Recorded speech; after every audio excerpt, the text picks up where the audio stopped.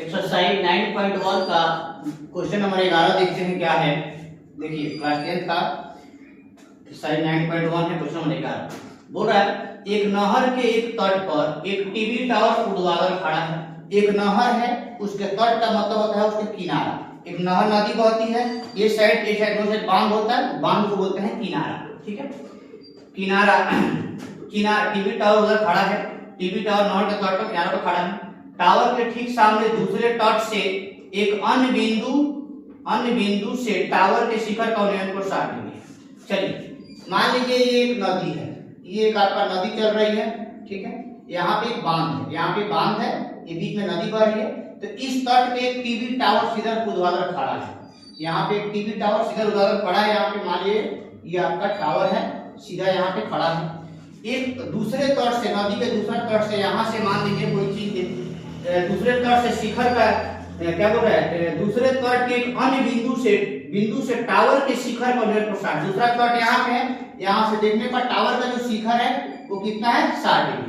ठीक है, इसी तट पर इस बिंदु से 20 मीटर दूर, यानी यहाँ से 20 मीटर दूर, यहाँ पे आइए, यहाँ से 20 मीटर दूर, यहाँ से यहाँ 20 मीटर दूर और इस बिंदु को मीनार के पास से मिलाने वाली रेखा पर स्थित है। यहाँ से जो मेरा रेखा मिलाया जा रही है इस पर स्थित है। ठीक है, रेखा पर स्थित है। एक अन्य बिंदु से टावर के शिखर का उन्नयन कोण 30 डिग्री है। मतलब यहाँ से देखने पर कितना डिग्री है, 30 डिग्री है। ये आपका नदी है, ये आपका क्या है, नदी है। एक किनारा पे टावर है, दूसरे किनारा पे एक बिंदु से देखा जा रहा है तो 60 डिग्री है। और इस बिंदु से 20 मीटर दूर आया जा रहा है, इधर आया जा रहा है, तो यहाँ से देखने पर 30 डिग्री है। ठीक है, आगे देखिए क्या कर रहा है। तो टावर की ऊंचाई और नहर की चौड़ाई ज्ञात कीजिए। बहुत सिंपल क्वेश्चन है। ये आपका जो टावर है इसकी ऊंचाई पूछा है और नहर की चौड़ाई। तो एक तट पर जब टावर खड़ा है और दूसरा तट से हम देख रहे हैं तो 60 डिग्री है, तो नहर यही ना है जी, नहर तो हमारा यही है ना।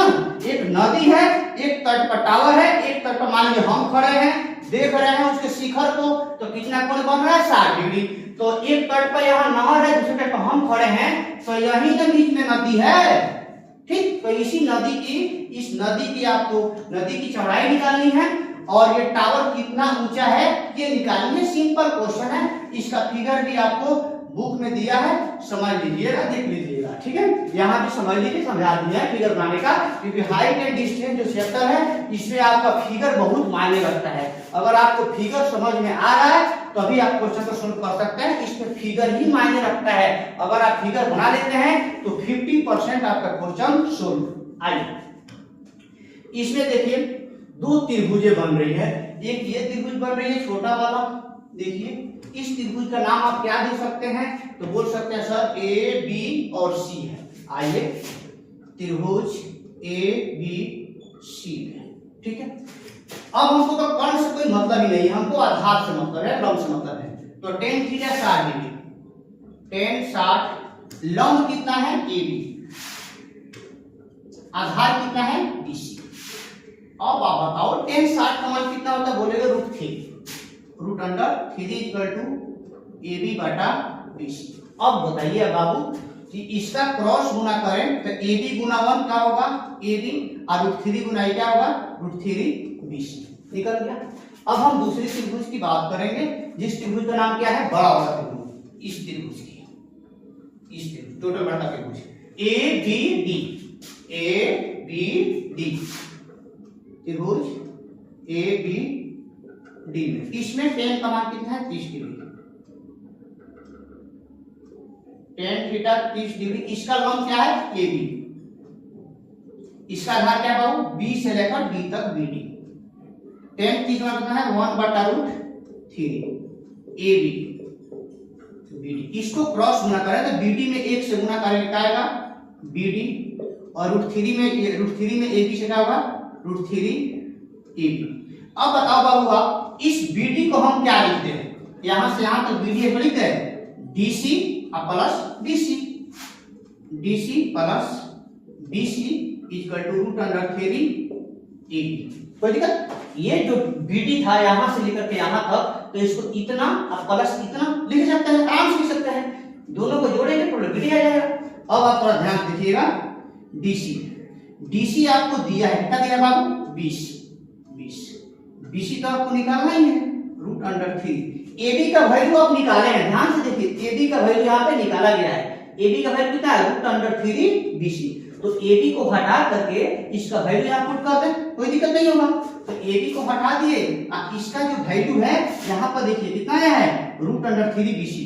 तो √3 BC 20 plus BC equal to √3 गुना √3 का हुआ, √3 का स्क्वायर गुना बीसी। 20 प्लस बीसी इक्वल टू √3 का स्क्वायर कितना हो जाएगा? स्क्वायर से रूट कट गया 3 बीसी।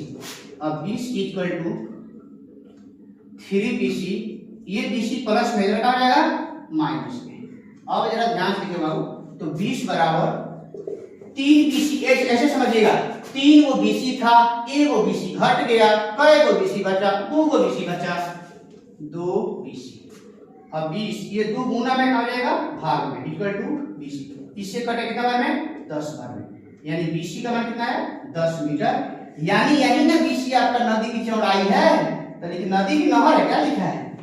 नहर लिखा है, नदी, नहर, नहर की चौड़ाई, नहर की चौड़ाई, नहर की चौड़ाई बराबर 10 मीटर। और टावर की ऊंचाई, तो टावर की ऊंचाई 80 है। तो देखिए टावर